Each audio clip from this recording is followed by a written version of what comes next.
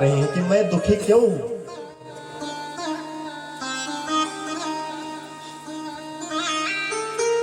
नारद जी कहते भैया मन को तो शांति मिली, लेकिन तत्राश्चर्यम मया दृष्टम श्रूयतां तन मुनीश्वराः। हे भैया, मैंने वृंदावन में शांति तो मुझे मिली, लेकिन एक बहुत बड़ा आश्चर्य मैंने देखा। क्या देखा भैया आश्चर्य?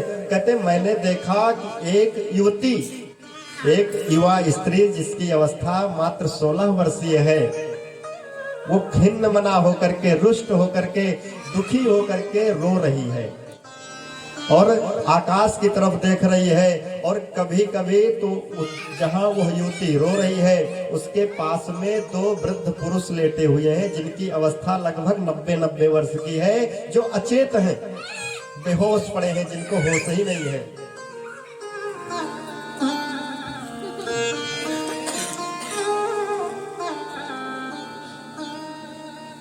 नारद जी कहते जब यह दृश्य मैंने देखा कि वो स्त्री कभी उन वृद्ध पुरुषों की तरफ दौड़ के जाती है, कभी आकाश की तरफ देखती है, बड़े काट स्वर से, बड़े आतुर भाव से रो रही है। नारद जी कहते हैं और मैंने क्या देखा? नारद जी कहते हैं जहां पर वो स्त्री बैठी है, रो रही है, उसकी सेवा के लिए और भी कई देवियां लगी हुई हैं। कोई वो जो 2 वृद्ध पुरुष लेटे हैं, कोई उन्हें पंखा कर रहा है, कोई जल के छींटे दे रहा है, और सब आपस में कुछ चर्चा कर रही है। नारद जी कहते हैं भैया जब हम उस रास्ते से जाने लगे, जब यह दृश्य देखा, पहले तो मन में विचार किया कि चलो देवी से इनके दुख का कारण पूछें। फिर मन में विचार आया, अरे जाने तो क्या मतलब, संसार है, कोई सुख दुख की बातें करके रो रही होंगी, हम तो ठहरे संत, चलो। नारद जी कहते जब मैं वहां से आगे बढ़ने लगा, उस स्त्री ने, उस देवी ने मुझे जाते हुए देख लिया और उस देवी ने आवाज लगा दी, भो भो साधो क्षणं तिष्ठ मच्चिन्तामपि नाशय, दर्शनं तव लोकस्य सर्वथा गहरं परम। हे संत भगवान, अरे एक क्षण के लिए रुक जाओ, अरे कृपा करके मेरी भी चिंता का थोड़ा सा समाधान करते जाओ, मेरे दुख की भी निवृत्ति करते जाओ। नारद जी ने मुड़ करके देखा तो जो देवी रो रही थी वही आवाज लगा रही है, भो भो साधो, हे संत भगवान क्षणं तिष्ठ, एक क्षण के लिए ही रुक जाओ। नारद जी ने कहा देवी एक क्षण में तुम्हारे दुख की निवृत्ति हो जाएगी, ये कैसे जान लिया? आखिर एक क्षण रुकने से मेरे क्या तुम्हारे दुख की निवृत्ति हो जाएगी? वो देवी कहती है, दर्शनम तव लोकस्य सर्वथा अघहरम परम। हे संत भगवान, मैंने तो लोगों के मुख से इतना सुना है कि यदि जीवन में संत का दर्शन हो जाए तो जीवन के समस्त पाप कट जाते हैं, सारे दुख दूर हो जाते हैं। अरे आप यदि एक क्षण हमारे पास रुक गए तो हमारा तो कल्याण ही हो जाएगा। क्योंकि गोस्वामी जी कहते ना कि एक घड़ी आधो घड़ी, आधो में पुनि आप, तुलसी संगत साधु की हरे कोटि अपराध। यदि किसी संत का, किसी गुरु का एक क्षण का, आधे क्षण का भी सानिध्य प्राप्त हो जाए महाराज, तो जीवन बदल जाता है। नारद जी ने कहा अच्छा देवी ठीक है, यदि कहते हो तो मैं रुक जाता हूं। नारद जी कहते भैया मैं गया उस देवी के पास और मुझसे रहा नहीं गया, तो मैंने पूछ दिया, कासित तुम, हे देवी तुम कौन हो? का इमाह नार्याः पद्मलोचनाः, हे देवी तुम कौन हो? और ये जो तुम्हारी सेवा में बहुत सी देवियां, स्त्रियां लगी हैं, यह कौन है?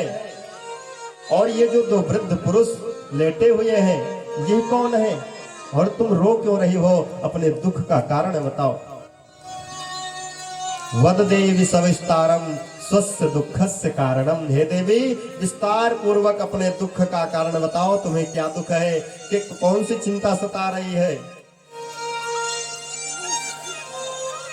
वो देवी, उस देवी ने कहा, नारद जी, मुझे लोग भक्ति के नाम से जानते हैं, मेरा नाम भक्ति है।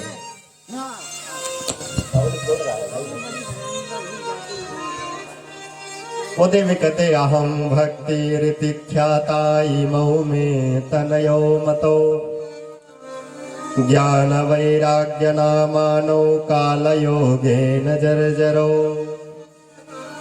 हे नारद जी, मुझे लोग भक्ति के नाम से जानते हैं, मेरा नाम भक्ति है। इमौ में तनयो मतो, यह जो दो वृद्ध पुरुष लेटे हुए हैं ना, ये कोई और नहीं, मेरे बच्चे हैं, मेरे पुत्र हैं, जिनका नाम ज्ञान और वैराग्य है। अच्छा देवी, ये तुम्हारे पुत्र हैं, तो इनकी अवस्था तो ये 90 वर्ष की, और आप युवावस्था में 16 वर्ष की हो, ये कैसे। माता भक्ति कहते, काल योगे नजर जरो। हे नारद भगवान, ये सब कलयुग के जो है पाखंड के, पाखंडियों के पाखंड से मैं कलुषित हो गई, कलयुग के पापों से कलुषित हो गई, और मेरी यह दशा हो गई, हमारे पुत्रों की यह दशा हो गई। नारद जी ने कहा, देवी कुछ बात समझ में नहीं आई, विस्तार पूर्वक बताओ ये सब कैसे हुआ। अब आप विचार करो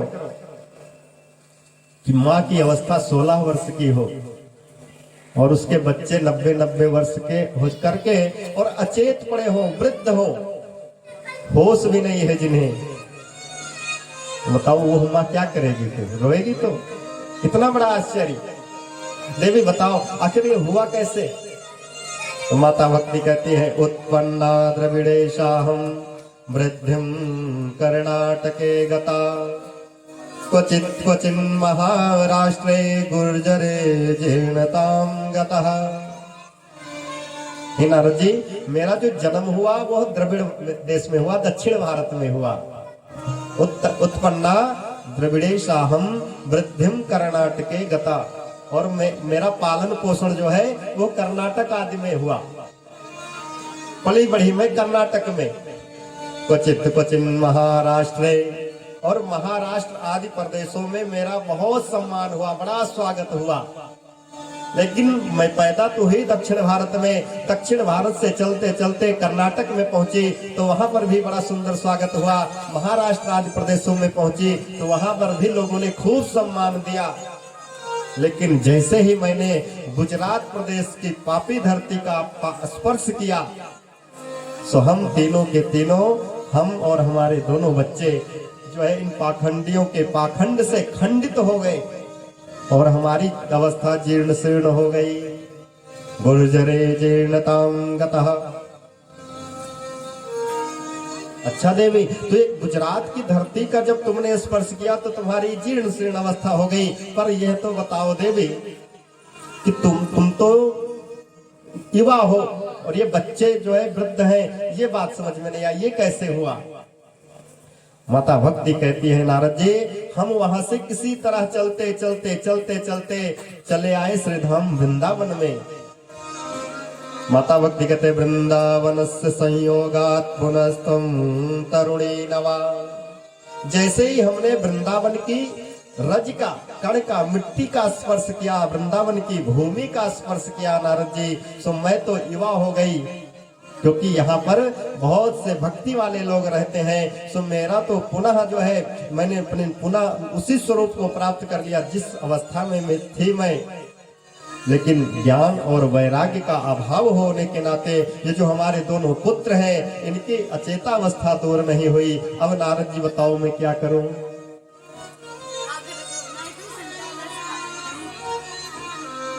नारद जी भी आश्चर्य में पड़ गए, और वास्तविकता यही है,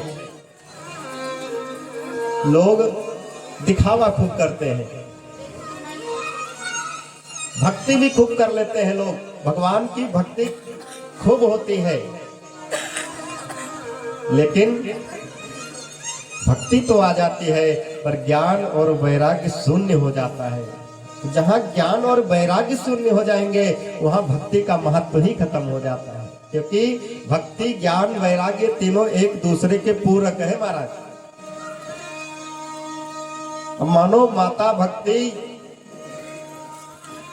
उपदेश करना चाहती हो। द्रविड़ कहाँ पैदा होती है भक्ति? बोले द्रविड़ देश में। द्रविड़ देश किसे कहा गया? बोले हमारे हृदय को ही द्रविड़ देश कहा जाता है। कहते भक्ति का प्रादुर्भाव कब होता है? बोले जब हम कथा में बैठते हैं, भगवत चर्चा करते हैं, तो हमारे हृदय में भक्ति का प्रादुर्भाव हो जाता है। और भक्ति का प्रादुर्भाव तो हो गया, लेकिन भक्ति और पुष्ट कैसे होती है? बोले कर्णाटके गता, कर्ण कहते हैं कान को।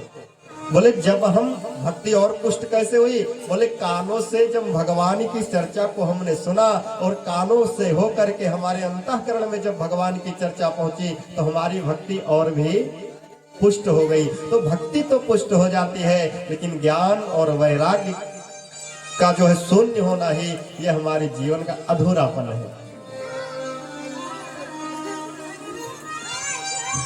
नारद जी से माता भक्ति कहते हैं, नारद जी यदि हमारे पुत्रों की यही अवस्था रही, यदि यह स्वस्थ नहीं हुए, तो इदम स्थानम परित्यज्य विदेशं गम्यते मया। हे नारद जी, मैं इस भारत भूमि को छोड़ करके कहीं अन्यत्र विदेश में चली जाऊंगी।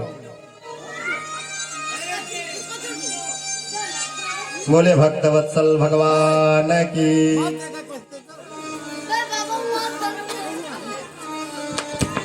इन्हें बैठा दो अलग अलग।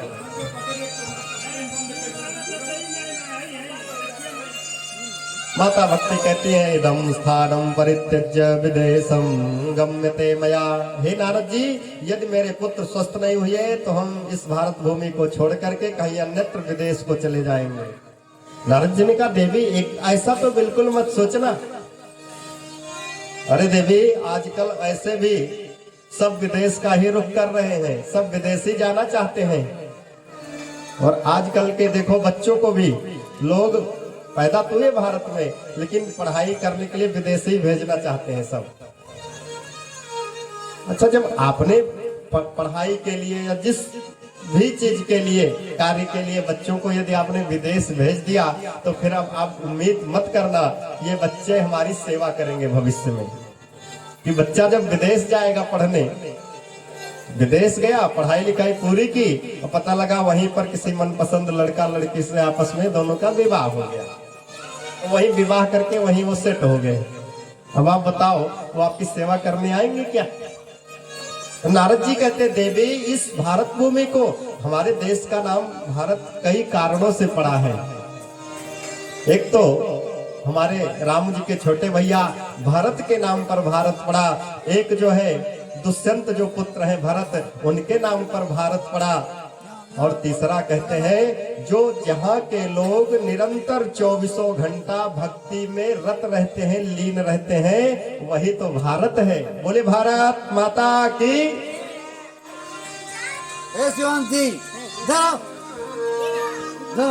अच्छा, विचार करो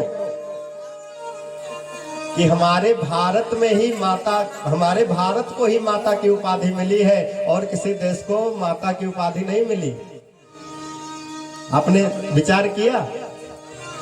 भारत माता ही है, ऐसा एक हमारा ही ऐसा देश है जिससे माँ की उपाधि मिली है, बाकी कोई माता नहीं है।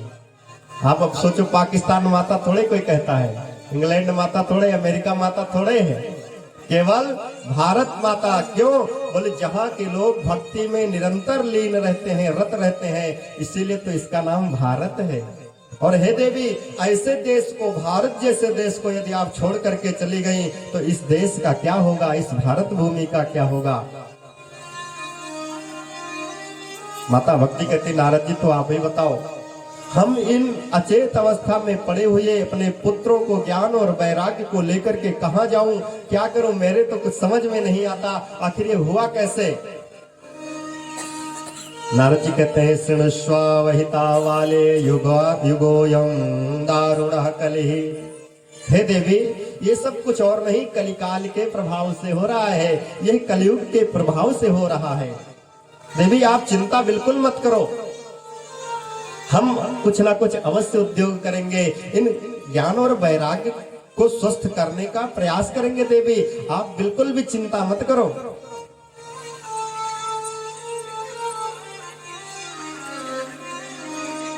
माता भक्ति ने कहा कि अच्छा नारद जी, ये सब कलिकाल के प्रभाव से हुआ है। तो जब कलिकाल में इतना दुर्गुण है, जब इस कलयुग में इतने दुर्गुण है कि कोई ज्ञान वैराग्य भक्ति को मानेगा नहीं, भगवान को मानेगा नहीं, तो राजा परीक्षित ने आखिर इस कलिकाल को आने ही क्यों दिया भारत में? आखिर जब इतने दुर्गुण थे तो महाराज परीक्षित ने कलयुग को शरण दी ही क्यों? नारद जी कहते देवी, इस कलयुग में सब तो दुर्गुण है, लेकिन एक बहुत बड़ा सारभूत गुण भी है।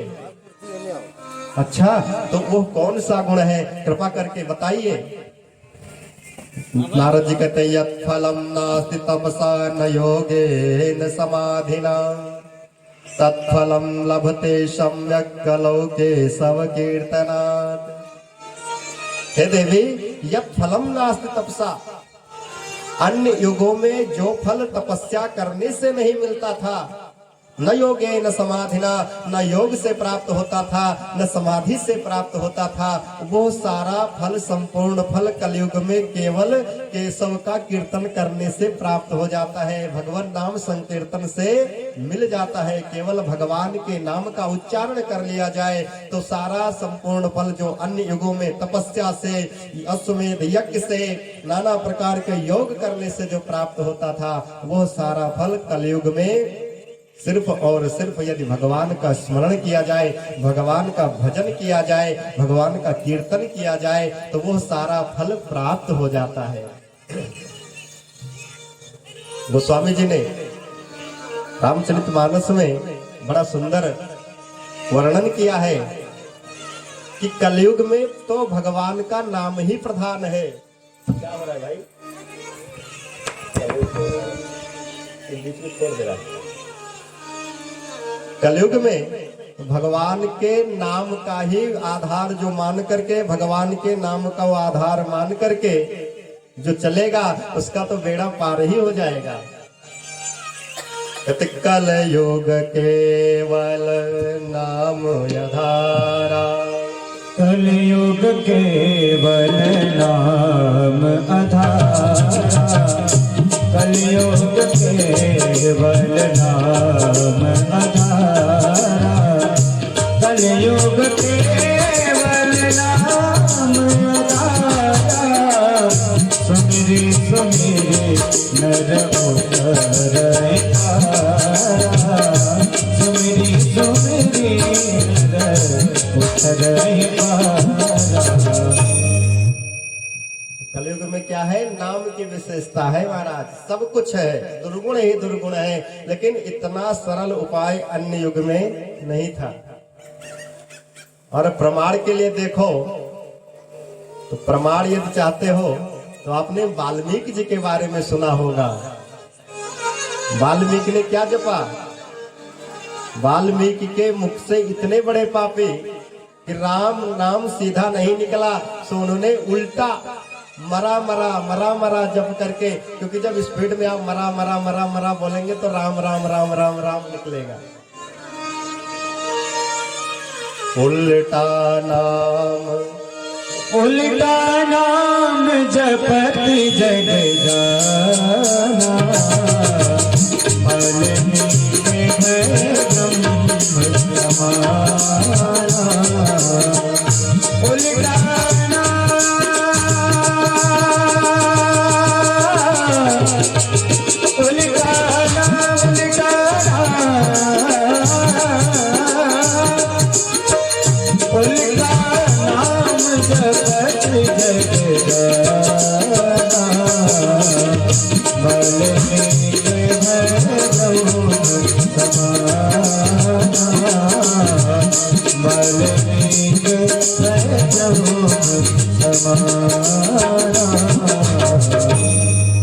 बोले वृंदावन बिहारी लाल की जय हो। तो इस कलिकाल में देवी भगवान के नाम की महिमा है बस। अब तो माता भक्ति को विश्वास हो गया, नारद जी का गुणगान करने लगी माता भक्ति कि नारद जी आप तो ऐसा प्रतीत होता है कि हमारे भाग्य से ही यहाँ पर पधारे हैं, हमारे दुख की निवृत्ति करने के लिए ही पधारे हैं। कि सुरर्षे तुम धन्योसी मदभाग्येन समागता। आप मुझे तो प्रतीत होता है कि आज हमारे भाग्योदय हुए, जो आप जैसे संत का दर्शन हुआ। अब तो मुझे पूरा विश्वास हो गया है कि आप हमारे दुख की निवृत्ति कर देंगे। माता भक्ति नारद जी का गुणगान करती हैं। जयति जगति मायां यस्य कायाधवस्ते वचन रचन मेकं केवलं च कलय्य ध्रुव पदमपि यातो यत्कृपातो ध्रुवोऽयं सकल कुशल पात्रं ब्रह्मपुत्रं नतास्मि। हे नारद जी, हे ब्रह्मा जी के मानस पुत्र, आपकी सदा ही जय जयकार हो। जयत जगत माया, अरे आप जैसे संत का सानिध्य प्राप्त करके कायाधवस्ते अर्थात कयाधो नंदन प्रहलाद ने भगवान को प्राप्त कर लिया। वचन रचन में कम केवलम चा कलय्य, और आपके वचनों का अनुसरण करके ध्रुव ने तो ध्रुव लोक को ही प्राप्त कर लिया, जो आज भी जो है आकाश में ध्रुव लोक में सुशोभित हो रहे हैं, तारे बनकर के टिमटिमा रहे हैं। तो आपकी सदा ही जय हो। ध्रुव पदमपि यातो यत्कृपातो ध्रुवोऽयं सकल कुशल पात्रम ब्रह्मपुत्रम नतास्मि। बोलिए संत भगवान की।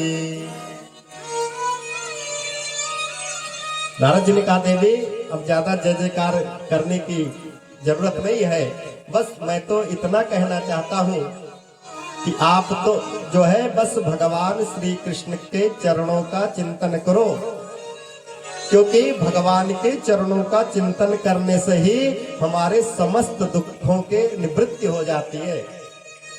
श्री कृष्ण चरणां भोजम स्मर दुखम गमिष्यति।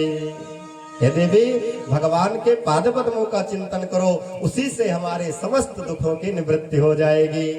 क्योंकि जब तक परमात्मा की चरण शरण ग्रहण नहीं करेंगे, तब तक नाना प्रकार के सांसारिक विषयों में पढ़ करके भटकते रहेंगे। कहीं किसी बात की चिंता, कहीं किसी बात की चिंता। लेकिन जब हम भगवान को सब कुछ समर्पित कर दें, कायेन वाचा मनसेन्द्रियैर्वा बुद्ध्यात्मना वानुसृत स्वभावात् करोमि यद यत् सकलम परस्मै नारायणायेति समर्पयेत्। जो भी करो सत असत, अब ये नहीं कि बस केवल कुछ अच्छा हो गया तो हमने कर लिया, वाह रे हम अपनी पेट थपथपाने लगो, और कुछ गड़बड़ हो गई तो भगवान ने सब बेकार कर दिया। नहीं, जो कुछ भी है अच्छा बुरा नारायणाय समर्पयेत, नारायण को समर्पित कर दो महाराज। और जब आप भगवत अधीन हो जाओगे तो सारे दुखों की निवृत्ति हो जाएगी। तो आइए हम सब लोग मिलकर के भगवान के चरणों में अपनी वाक पुष्पांजलि को निवेदित करते हुए उनसे प्रार्थना करें कि हे बांके बिहारी, हमारे भी दुख की निवृत्ति करो।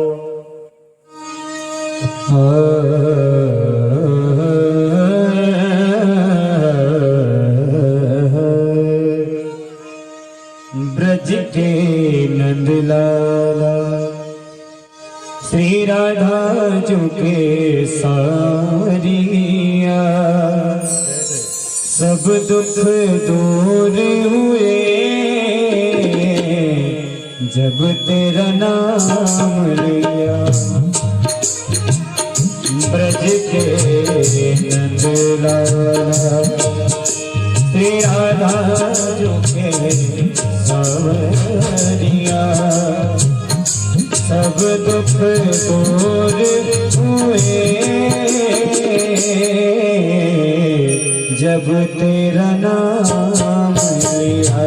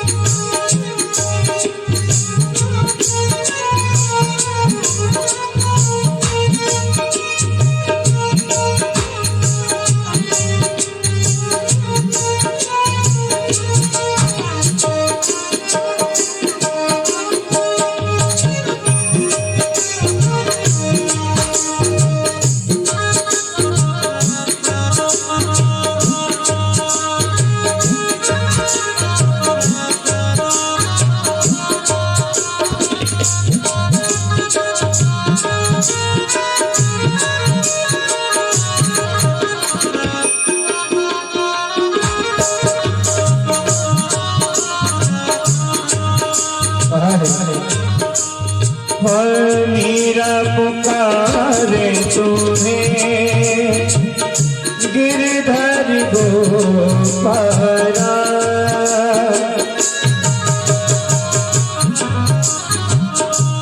मीरा पुकारे तुम्हें गिरधर गोपाला बन गया अमृत में इसका भरा प्यारा और कौन दिखाए उसे कौन दिखाए उसे जिसे तूने राख लिया सब दुख दूर हुए जब तेरा नाम लिया ब्रज के नंदलाला श्री राधा झुके सवरिया सब दुख दूर हुए जब तेरा नाम लिया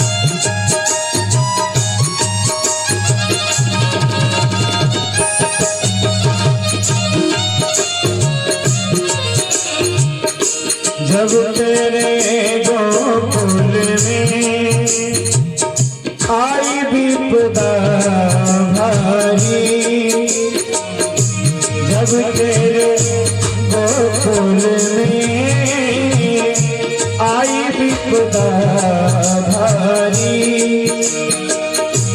एक इशारे पे सारी विपदा और मुड़ गया गोवर्धन तो मुड़ गया गोवर्धन जिसे तूने उठा लिया सब दुख दूर हुए जब तेरा नाम लिया ब्रज के नंदलाला नंदलाला ब्रज के नंदलाला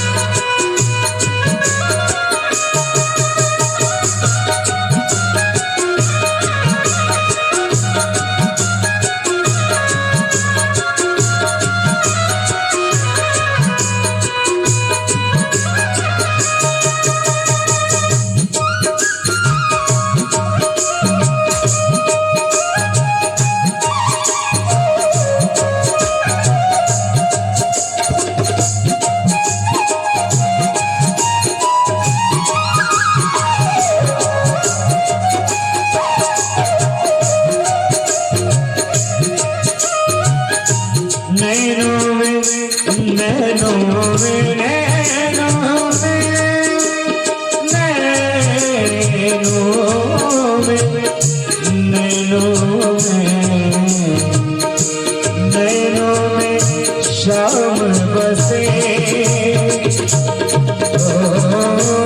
नैनों में श्याम बसे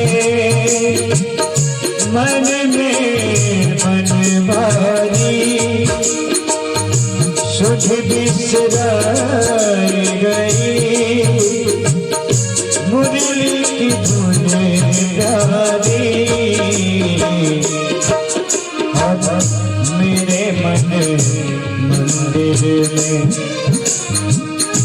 रास रचाओ रसिया सब दुख दूर हुए जब तेरा नाम लिया।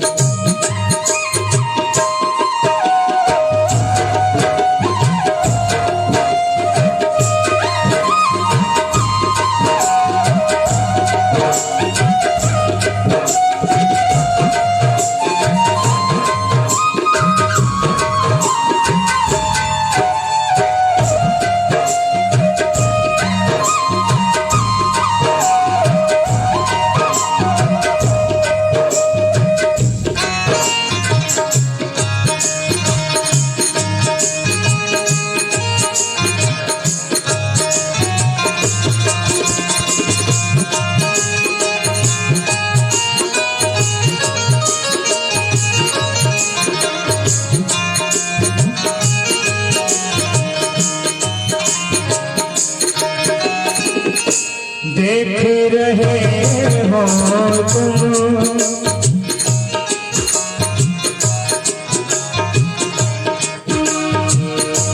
देख रहे हो तुम मेरे दुख दे सारे देख रहे हो तुम देख रहे हो देख रहे हो तुम मेरे दुख दे सारे और कब दर्शन दोगे मेरी आँखों के तारे अधर पे मुरली है अधर पे मुरली है कांधे पे कांवरिया सब दुख दूर हुए जब तेरा नाम लिया।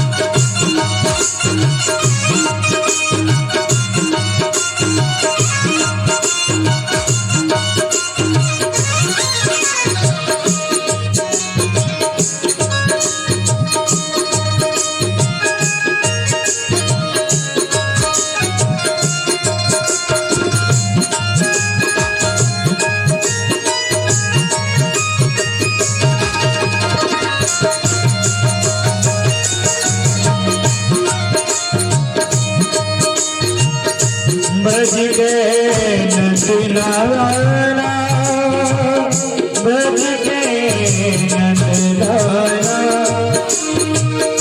बज गए नंदलाला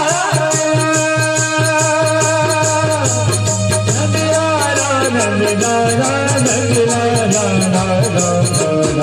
बज गए नंदलाला तेरा धाम सब दुख दूर हुए जब तेरा नाम लिया। ब्रज के नसलाला तेरा नाम सावरिया सब दुख दूर हुए जब तेरा नाम लिया।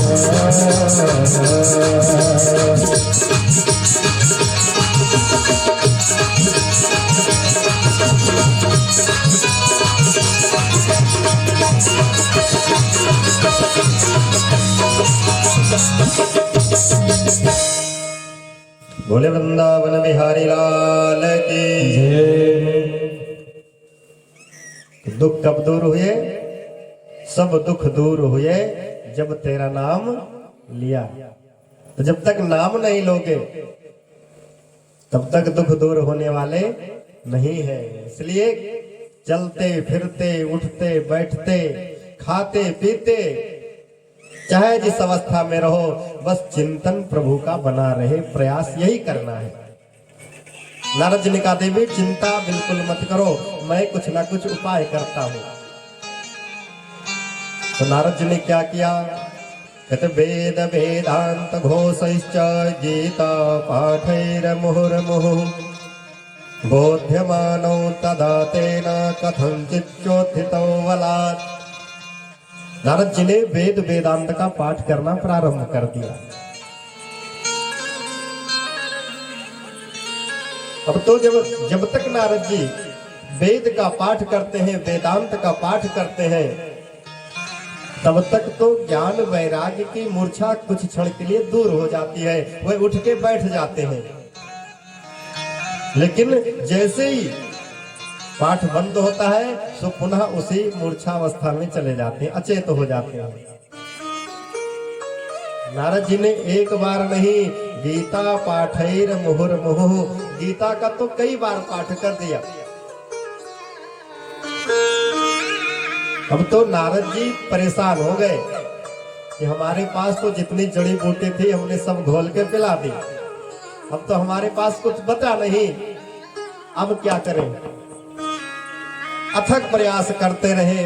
जब प्रयास कहते ना सर से पानी ऊपर चला गया, नारद जी ने कहा जब मैंने वेद का पाठ कर लिया, वेदांत का पाठ कर लिया, गीता का तो कई बार मैंने पाठ कर दिया, लेकिन कोई असर नहीं पड़ रहा, अब क्या करूं?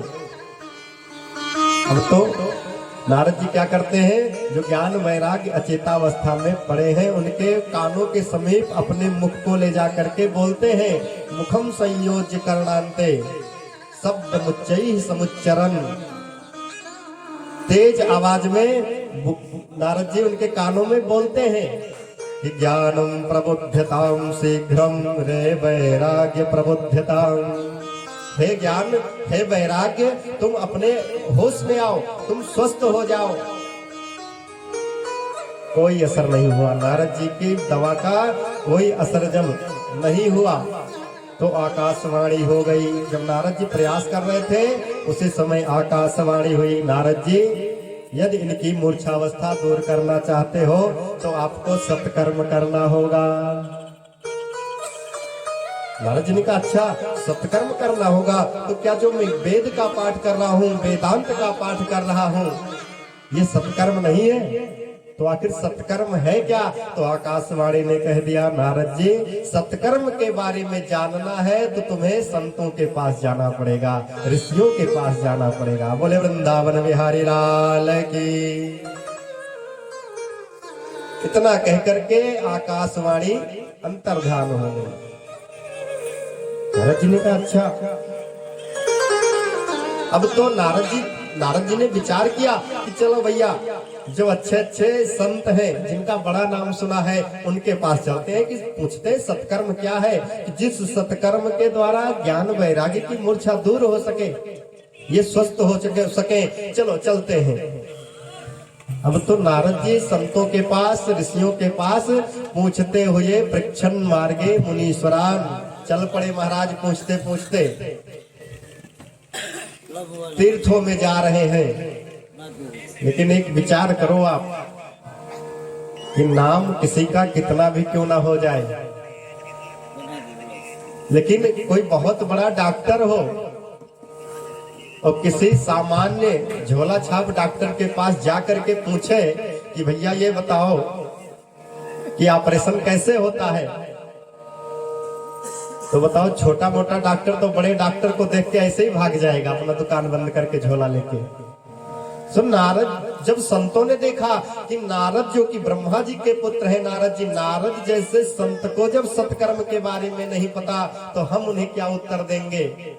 सो कुछ ने क्या किया, आश्रम ही छोड़ दिया। कहते मोकी भूतास तथा नेतो की अंतस्तु पलायिता। कुछ संतों ने मौन धारण कर लिया, आश्रम में घुस गए, शिष्यों से बोले भैया ऐसा करना, नारद जी आए तो बाहर ही मिलके वहीं से वापस कर देना, बोल देना गुरुजी ने भी मौन धारण किया है, 6 महीने तक मौन टूटने वाला नहीं है। नारद जी और आगे बढ़े, कुछ ने योग लगा लिया, समाधि लगा ली, सर नीचे पैर ऊपर कर लिया, शिष्यों से बोले नारद जी आवे तो कह देना गुरुजी अभी योग में है, अभी समाधि में बैठे हैं, अभी भेंट नहीं हो सकती। कुछ ने मौन धारण किया, कुछ ने समाधि लगाई। अब बेचारे जो कुछ नहीं जानते थे उन्होंने सोचा कि ऐसे तो काम बनेगा नहीं, तो कि अंतस्तु पलायितः, कुछ तो आश्रम छोड़ के ही भाग गए। शिष्यों से बोले भैया नारद जी आवे तो बता देना गुरुजी तीर्थ यात्रा पर निकले हुए हैं। नारद जी कहते भैया मैं वही सत्कर्म जानने के लिए तीर्थम मैंने तीर्थों में भ्रमण किया, संतों के पास गया, लेकिन मुझे कहीं भी कोई उत्तर नहीं मिला। तो मैं यही मन में विचार करके आगे बढ़ रहा था हरिद्वार से होते हुए बद्रीनारायण धाम में, कि आप जैसे संत के द्वारा सत्कर्म क्या है इसकी जानकारी लेने के लिए मैं आप ही के पास जा रहा था और आप मिल गए, ये तो मेरा बहुत बड़ा सौभाग्य है। तो भैया आप ही बताओ वो सत्कर्म है क्या? यदि वेद का पाठ करना, वेदांत का पाठ करना, गीता का पाठ करना ये सत्कर्म नहीं है, तो आखिर सत्कर्म है क्या? चारों कुमारों ने कहा नारद जी बस इतनी सी छोटी सी बात पे आप इतने चिंतित।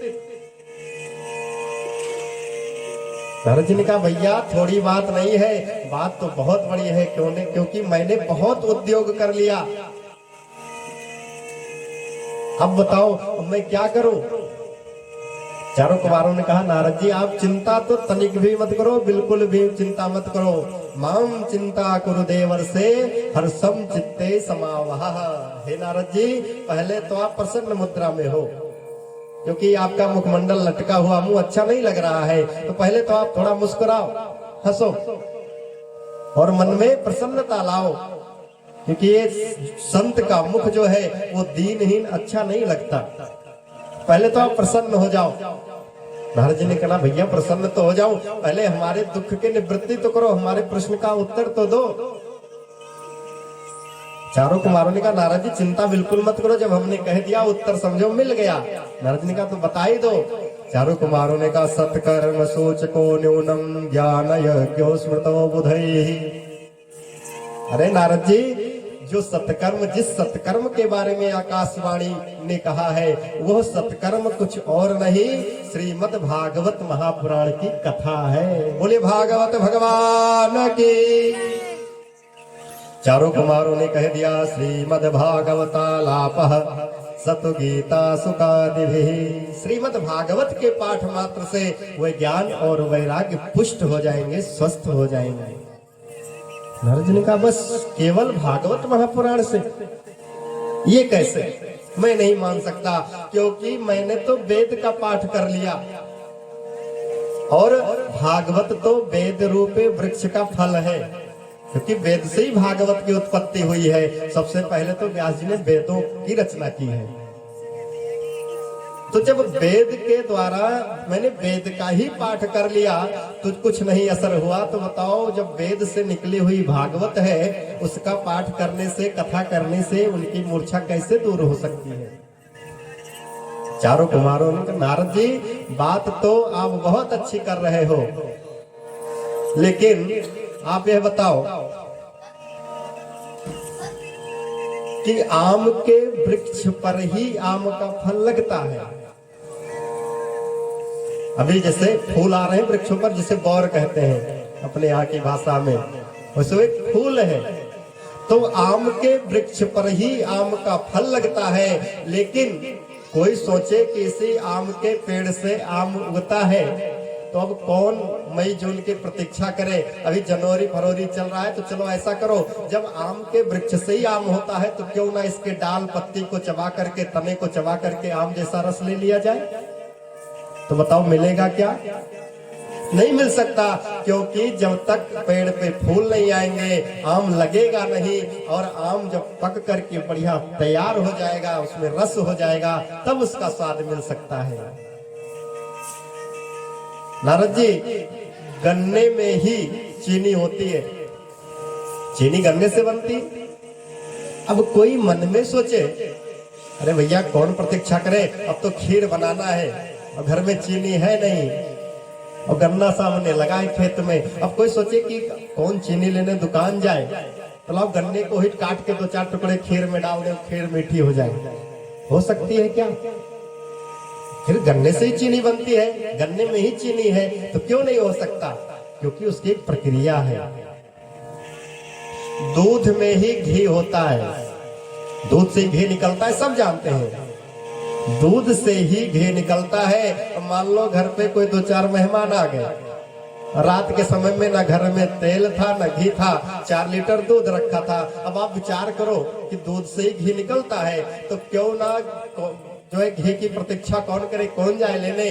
जब दूध में ही घी है तो लाओ कढ़ाई में दूध ही डालो, पूरी तल दो। हो पाएगा क्या? नहीं हो सकता, क्योंकि उसकी भी एक प्रक्रिया है कि दूध को गर्म करना होगा, फिर उसका दही बनाना होगा, मथना पड़ेगा, मक्खन निकलेगा, मक्खन को फिर कढ़ाई में गर्म करना होगा, तब घी तैयार होगा। है तो दूध में ही, लेकिन उसकी प्रक्रिया है। जब तक उस प्रक्रिया से नहीं निकलेंगे, उस प्रक्रिया से नहीं चलेंगे, तब तक हमें घी प्राप्त नहीं हो सकता। नारद जी, उसी प्रकार से ये जो भागवत है, ये वेद रूपी वृक्ष का पका हुआ फल है। अब फल का यदि स्वाद लेना है तो हमें वृक्ष को नहीं खाना है, वृक्ष को चबा करके या वृक्ष के पास खड़े होकर के हमें स्वाद नहीं मिलेगा, हमें तो फल की तरफ जाना पड़ेगा। और जो भागवत है यह वेद का पका हुआ फल है। बोले वृंदावन बिहारी लाल की। नारद जी के समझ में बात बैठ गई, तो बोले भैया तो अब क्या करें? तो बोले अब विलंब बिल्कुल मत करो, अब ऐसा करो कि हम सब जो है भागवत का बढ़िया सुंदर आयोजन करें। नारद जी ने कहा भैया आयोजन कहाँ हो? सनकादिकों ने कहा श्रृणु नारद वक्ष्यामो विनम्राय विवेकिने, गंगा द्वार समीपे तो तटमानंद नामकम। हे नारद जी, हरिद्वार में एक गंगा जी का बड़ा सुंदर तट है जिसका नाम आनंद है।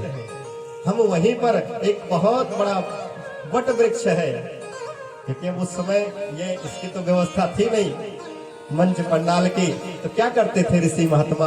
किसी एक बढ़िया छायादार वृक्ष के नीचे कुछ मिट्टी बालू इकट्ठा करके एक मंच बना देते थे, व्यास गद्दी बना देते थे। कोई व्यास गद्दी पर बैठ गया, बाकी सब श्रोता बन के कथा सुनने लगे ऋषि महात्मा। सनकादिकों ने कहा नारद जी, हम बद्री विशाल धाम से थोड़ा नीचे की तरफ चलते हैं और आप माता भक्ति ज्ञान वैराग्य को हरिद्वार में बुला लो।